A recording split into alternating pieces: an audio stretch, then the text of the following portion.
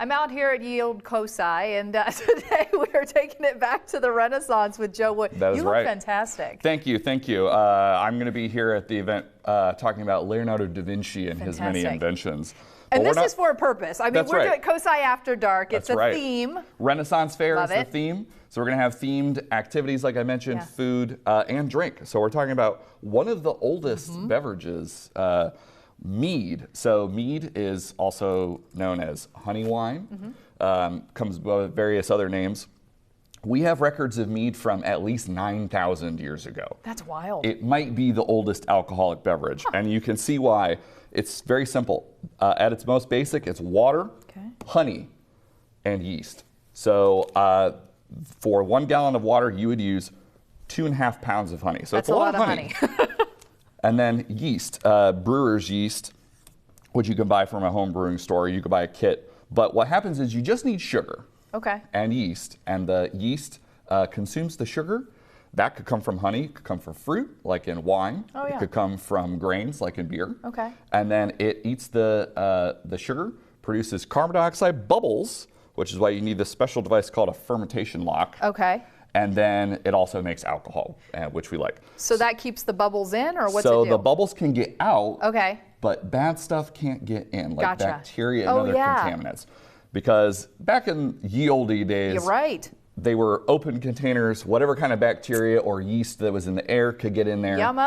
Not a lot of control over what was creating the flavors, but over time people realized that you could put yeast that you kept, like if you have like a sourdough starter, it's like a pet you have to keep. But now you go onto the internet and buy just a little packet of it. So get a kit. Don't risk having it open and involving weird things. So about a month ago, I started the process of making my own mead. And you just used water, honey, and yeast.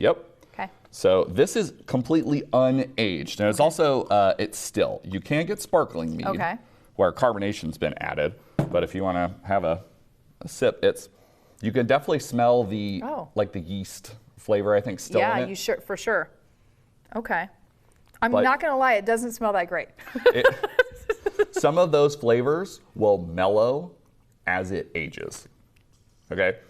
Also, I can see where it's going. It's not very sweet. It's a little dry. So I also have this commercially made product.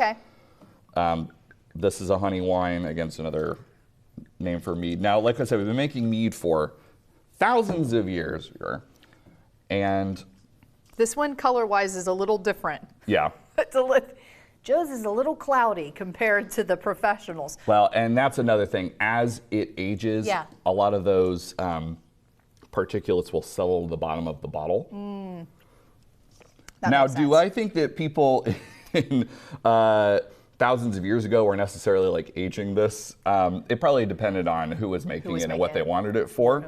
But it's safe to drink as soon as it's fermented. And fermented beverages like this, alcohol makes it so the bacteria and other things can't grow in it. So these are often more safe to drink than water. So I mean, really, it's a safety thing. We're drinking this for safety. That's exactly why. That's what this is for. We're to make sure it's not contaminated. We're talking science and we're talking safety. And remember, COSI After Dark is a 21 and over event, which is why we're highlighting Mead and our costumes as well. If you have a costume, please bring it. We're going to have a lot of people here in costume, and it's a fun time to enjoy COSI without kids. Absolutely. 21 and over, February 8th. And there's a package too, right? A hotel package? So if you are looking for a place to stay that night to make an evening of it, you can go on our website. There's information about the event in general and about that special package we got for this event. So good times, and right before Valentine's Day. So why not treat your sweetheart to a little mead and a little role playing? That's right. Thanks, Joe. Thanks for having me.